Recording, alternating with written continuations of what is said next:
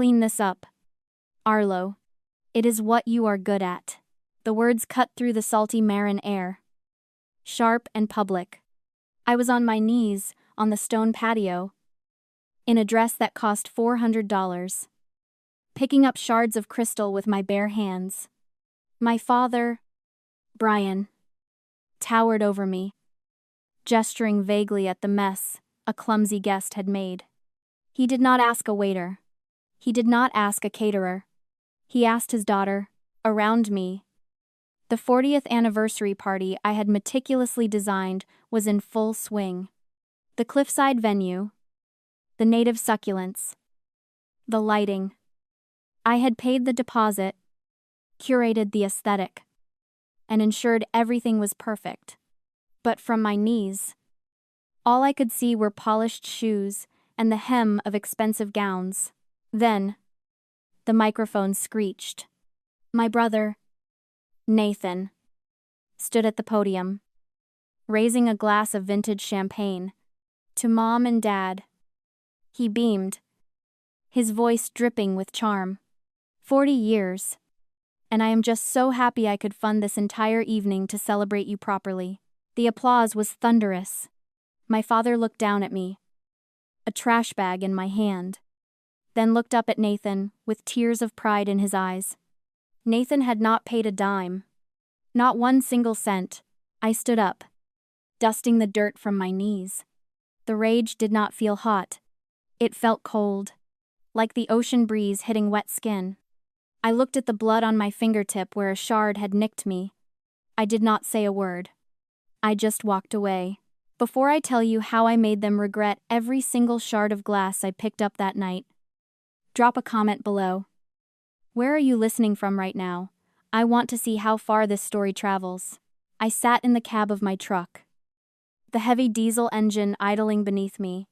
From up here, through the tinted glass, the party looked like a diorama. Tiny people in expensive clothes, laughing, drinking, celebrating a lie. I watched my father put his arm around Nathan, beaming with a pride that had never, not once in 29 years, been directed at me. They called me the mud girl. That was the family joke. While Nathan was sent to coding camps and leadership summits, I was handed a shovel. Arlo likes to play in the dirt, my mother would say, with a dismissive wave of her hand. They saw soil under my fingernails and assumed it was evidence of failure. They did not understand that dirt is just the foundation for empires. They did not know about Edenscapes. They thought it was a cute little gardening service. Me and a lawnmower. They did not know I was not just planting hydrangeas. I was terraforming. I was re-engineering coastal cliffs for billionaires who wanted privacy and perfection. My contracts were not for hundreds of dollars. They were for millions. I dealt in topography, structural integrity, and architectural vision. I did not just play in the mud. I commanded it. But looking at them, I realized their blindness was not accidental. It was curated. I saw a woman, Mrs. Galloway, a family friend, glancing toward the parking lot with a look of profound pity. I knew that look. It was the same look the caterer had given me. And suddenly, the data points aligned. Nathan was not just taking credit for the party. He was managing the narrative. I realized he had been running a whisper campaign for years. He told them I was drowning in debt. He told them he had to bail me out, that he let me handle the menial tasks so I would feel useful. He used my silence to build his pedestal. I gripped the steering wheel until my knuckles turned white. Why was I still here? Why did I take the trash bag?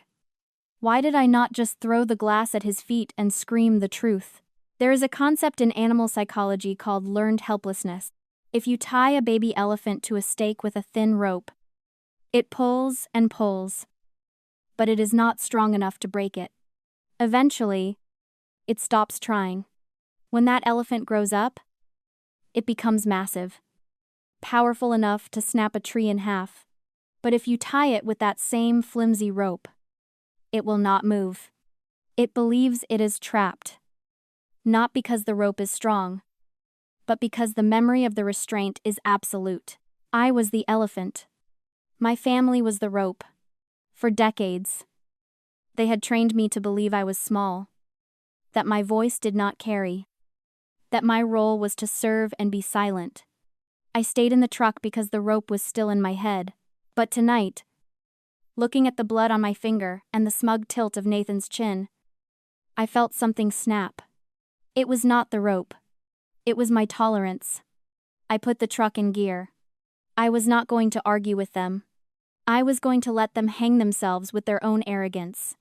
I was going to wait. And I was going to watch. 2 weeks later, my phone rang. It was Nathan. I did not answer on the first ring. I let it buzz against the mahogany desk in my office, watching his name flash on the screen like a warning light. I was in the middle of reviewing a contract for a $15 million municipal park project in San Francisco. But to Nathan, I was probably just finishing up leaf-blowing a driveway.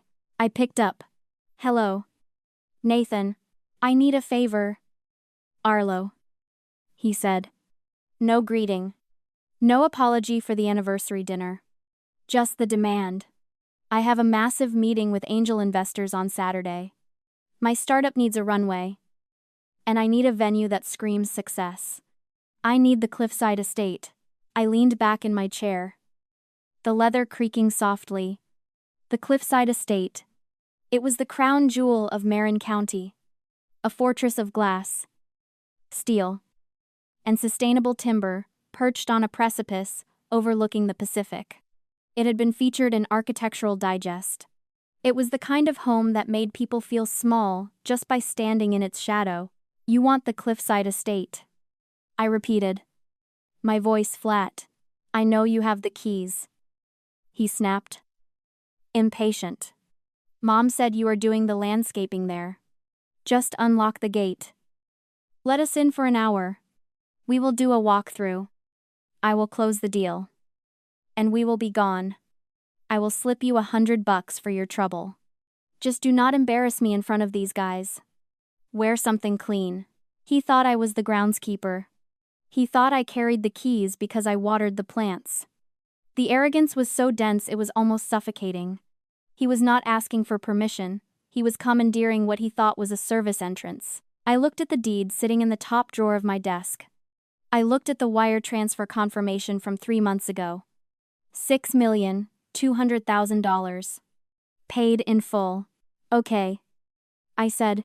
"Okay?" He sounded surprised I had not put up a fight. "Saturday at 2 o'clock. The gate will be open." "Good. Do not be late." He hung up. I did not feel angry. I felt the cold, mechanical click of a trap snapping shut. For the next 3 days, I prepared the house. I did not prep it for a landscaping job. I prepped it for a performance. I had the cleaners polish the floor-to-ceiling windows until they were invisible.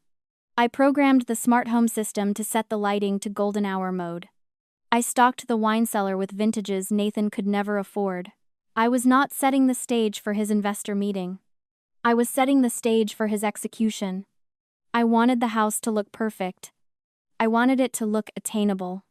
I wanted him to walk in and feel like a king, so that when the floor dropped out from under him, the fall would be absolute. He wanted a view from the top. I was going to give it to him. At exactly 2 o'clock, the iron gates of the cliffside estate swung open.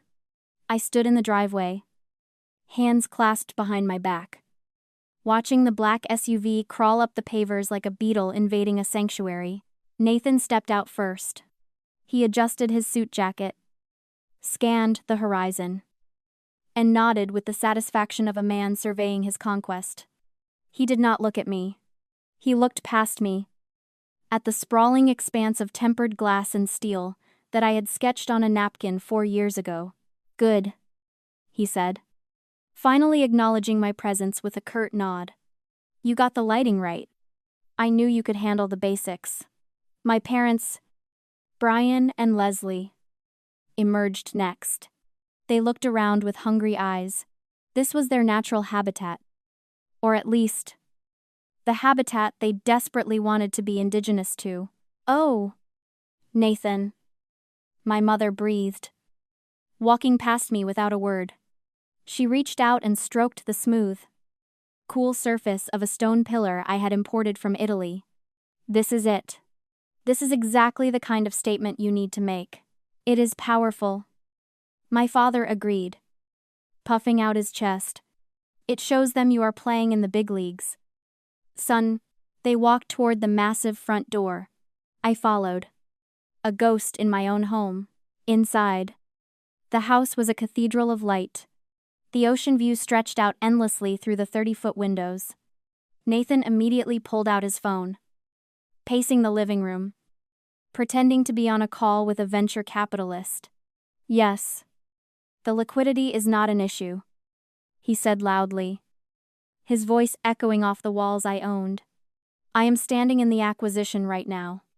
It fits the brand. My mother wandered over to the custom silk rug in the foyer, a piece I had commissioned from an artist in Kyoto.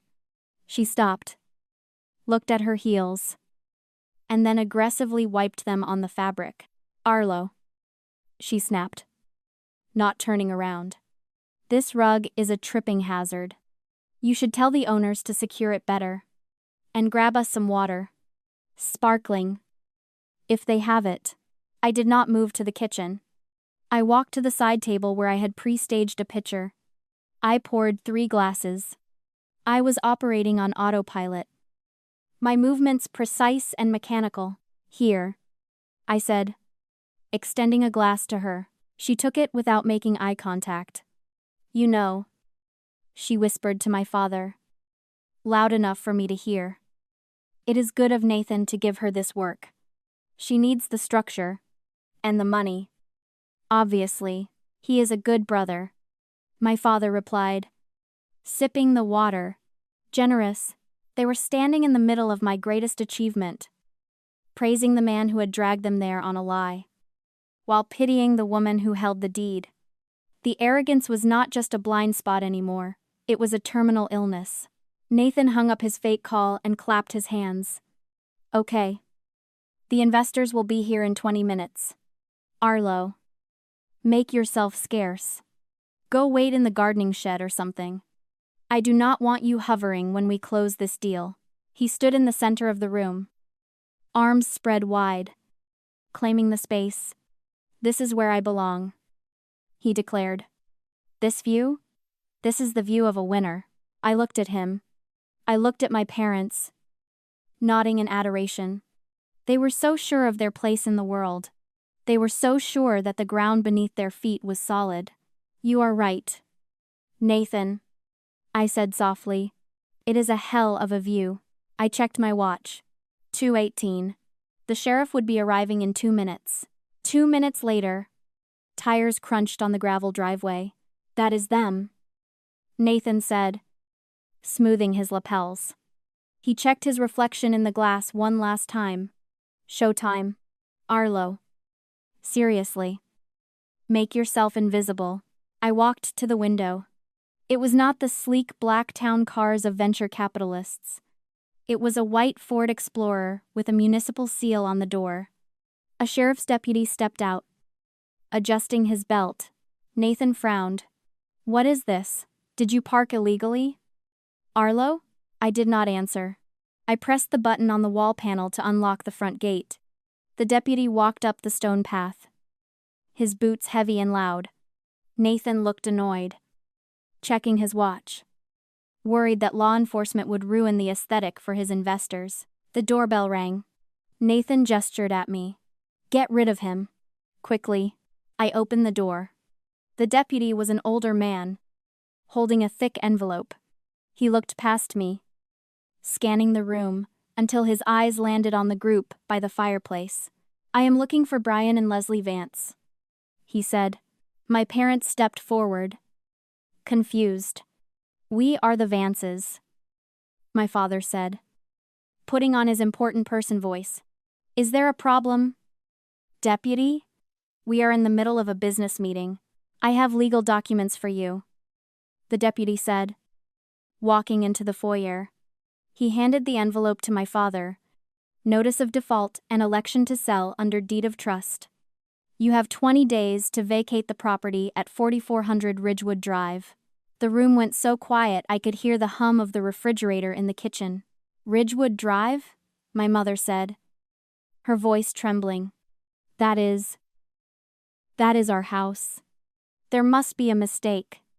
Our house is paid off. We have lived there for 30 years. Not according to the bank. The deputy said, there is a second mortgage taken out 18 months ago. $2.4 million. It is in default. The lender is seizing the asset. My father ripped open the envelope. His hands were shaking so hard the paper rattled like dry leaves. He stared at the document. I never signed this. He whispered. I never. Leslie. Did you sign this? No. Of course not. My father flipped to the signature page. He froze then, slowly, he turned his head toward Nathan. Nathan was not looking at them. He was looking at the floor. His face, the color of ash. Nathan, my father said. It was not a question. It was an accusation. I can explain. Nathan stammered, backing away. The startup. We had a liquidity crunch. I just needed a bridge loan. I was going to pay it back before you even knew. The IPO was supposed to happen next month. You forged our signatures? My mother's voice shattered. It was not just anger. It was the sound of a worldview collapsing. You mortgaged our home? I did it for us, Nathan yelled, his voice cracking. To build the legacy. I am the visionary. Remember? You said to do whatever it takes. I watched my parents. For 30 years, they had looked at Nathan like he was a god. They had worshipped his potential, his genius, his status. But in that moment, I saw the truth. There is a psychological concept regarding the illusion of power. We often mistake the trappings of wealth for character. My parents did not love Nathan unconditionally. Their love was transactional. It was an investment. They poured their resources and affection into him because they expected a return. Our status. Comfort. A retirement funded by his brilliance. Now, the ledger was red. The asset was toxic. And the transformation was instant. The adoration in my mother's eyes vanished, replaced by a cold, reptilian hatred. They did not see a son anymore. They saw a liability. You thief. My father hissed, lunging at him. You ungrateful, parasitic little thief. Dad. Stop. Nathan scrambled behind a sofa. We can fix this. We just need cash. We need a bailout. He looked around wildly, his eyes landing on me. The arrogance returned, desperate and frantic. Arlo, he screamed. Call your boss, right now. Tell him we need an emergency advance on your salary. Tell him to get down here. Ask him for a loan. He is rich. Right? He owns this place. Get him on the phone. He was still doing it. Even as his world burned. He still saw me as a tool. He still thought I was the help. He thought he could command me to summon a savior. I did not reach for my phone. I walked over to the smart home panel on the wall. Arlo, my mother screamed. Do what your brother says. Call the owner. I do not need to call anyone. I said. I typed in a 6-digit code. The security shutters on the windows began to lower, with a heavy, mechanical hum, blocking out the sun. The room darkened. The party was over. I do not have a boss. I said, my voice cutting through the mechanical whir. And I do not take advances. I walked over to the vintage rosewood desk that sat in the corner of the great room. It was the only piece of furniture in the house that was not brand new. I had bought it with my first major check 5 years ago. A symbol of the business I was building in the dark. What are you doing? Nathan's voice was high and thin, like a wire pulled until it snaps. Stop playing games. Arlo. The deputy is waiting. Call your boss. I opened the top drawer. It slid out on silent. Oiled runners. I took out a heavy, leather-bound portfolio. I turned around. The room was dim, lit only by the architectural accent lights I had programmed. The deputy stood by the door, watching, his hand resting on his belt. My parents were huddled together on the custom sofa, looking small and broken. Nathan was vibrating with panic. I walked to the marble kitchen island. I placed the portfolio down. It made a heavy, solid thud that echoed in the silence. You wanted to speak to the owner, I said, my voice steady and low. You wanted to ask for a loan. You wanted to leverage the equity of this estate. I opened the portfolio. Read it. My father stepped forward. He looked like a man walking to the gallows. He reached out with a trembling hand and picked up the document on top. It was a grant deed, stamped with the official seal of Marin County, grantor, the Majestic Trust. He read, his voice barely a whisper. Grantee. He stopped. He blinked, as if the letters were rearranging themselves. He looked up at me, then back at the paper. Grantee. Arlo Vance. That is a fake. Nathan spat, rushing forward to snatch the paper. She printed it off the internet. She is trying to stall. Turn the page, I said. Nathan flipped the page. It was the settlement statement from the title company. Purchase price, $6,200,000. I recited from memory. Down payment, $6,200,000. Loan amount, 0.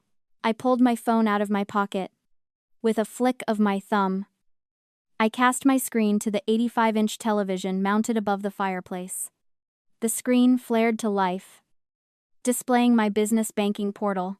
Edenscapes is not a gardening service. Nathan, I said, looking him dead in the eye. It is a structural landscape architecture firm. I hold contracts with the city of San Francisco, the state of California, and 3 of the 5 richest families in the Bay Area. You told everyone I was playing in the mud. You were right. But you forgot that mud is the only thing that appreciates in value. I pointed to the screen. The current balance for my operating account hovered in 7 figures. The balance for my personal savings was even higher. I do not have a boss, I said. I do not have a mortgage. And I certainly do not have debt. The silence that followed was absolute. It was a physical weight, pressing down on the room. I watched the realization wash over them in slow motion. My mother looked around the room. At the silk rug she had wiped her feet on. At the stone pillars she had admired. At the view she had coveted. She realized that every inch of this glass castle was a manifestation of the daughter she had dismissed. She realized that while she was bragging about Nathan's potential, I was building an empire. You, she whispered. You own this? All of this? I designed it. I built it. I bought it. I said. And I did it while you were laughing at me at the dinner table. Nathan dropped the deed. It fluttered to the floor. He looked at the foreclosure notice in his other hand. The evidence of his ruin. And then at my house. The evidence of my victory. The disparity broke him. You knew, he rasped. You let us come here. You let me. You set me up. I did not set you up. Nathan, I replied coldly. I gave you exactly what you asked for. You wanted a venue to show off your success. I just provided the mirror. The deputy cleared his throat by the door. Mr. and Mrs. Vance, he said, his tone firm. I still need you to sign acknowledging receipt of the foreclosure notice. You have 20 days to vacate. My father looked at the deputy, then at me. The arrogance was gone. The pride was gone. All that was left was a terrifying, hollow desperation. He looked at the daughter he had handed a trash bag to 2 weeks ago. And for the first time in his life, he did not see a servant. He saw a lifeline. Arlo. Honey. my mother said, her voice trembling, dropping an octave into a register I had not heard since I was a child. She took a step toward me, hands outstretched, stepping over the foreclosure notice lying on the floor. This place, it is enormous. There are guest wings. We are family. We can figure this out together. My father nodded, wiping sweat from his forehead. Your mother is right. We have nowhere to go. Arlo, the bank. They are taking the house in 20 days. We can stay here while we sort this out. We can help you manage the estate. I watched them pivot. It was fascinating. In a clinical way. 10 minutes ago, I was the help, the failure, the embarrassment. Now, facing the absolute void of homelessness created by their golden child, I was suddenly their daughter again. But they were not looking at me with love. They were looking at me like I was a life raft. They did not see a person. They saw square footage. They saw a resource to be extracted. No, I said. The word hung in the air, heavier than the glass and steel around us. What? My mother gasped. But we are your parents. We raised you. You raised me to be invisible. I corrected. You raised me to believe that my worth was tied to how well I served Nathan. You watched him humiliate me at your anniversary party. And you handed me a trash bag. You did not defend me. You enjoyed it. I walked over to the wall panel and pressed the button to open the front gate. The heavy iron gears groaned, signaling the end of the visit. You called my work playing in the mud, I said, looking at each of them. You mocked my hands. You mocked my clothes. Well, this mud bought this castle, and you are not welcome in it. You cannot do this, Nathan shouted from the floor, finding his voice. You cannot just throw them on the street. I did not throw them on the street, Nathan, I said, my voice ice cold. You did. You leveraged their safety for your ego. You signed the papers. You spent the money. This is your eviction, not mine. I gestured to the door. The deputy stepped forward, his hand resting on his belt. A silent enforcer of my boundary. They did not argue after that. The reality of the badge and the deed was too absolute. They walked out. A procession of the defeated. My mother was sobbing. My father looked aged by a decade. Nathan would not meet my eyes. I watched them get into their least luxury SUV. I watched them drive down the long, winding driveway that I had paved with my own capital. I watched the gate close behind them, locking with a solid, metallic thud. I was alone. I walked out onto the terrace. The sun was setting, painting the Pacific in shades of violet and gold. The air was crisp and smelled of salt and jasmine. The jasmine I had planted. I did not feel lonely. I felt clean. I pulled out my phone and sent an email to my lawyer. I was establishing a scholarship fund for trade schools. Full rides for landscapers, welders, and carpenters. I was going to invest in people who built things with their hands. People who understood the value of dirt. My family wanted a view from the top. I hope they enjoyed it for those 20 minutes. It was the last time they will ever see it. If you have ever had to build your castle with the stones they threw at you, share this story. Let them see what we built.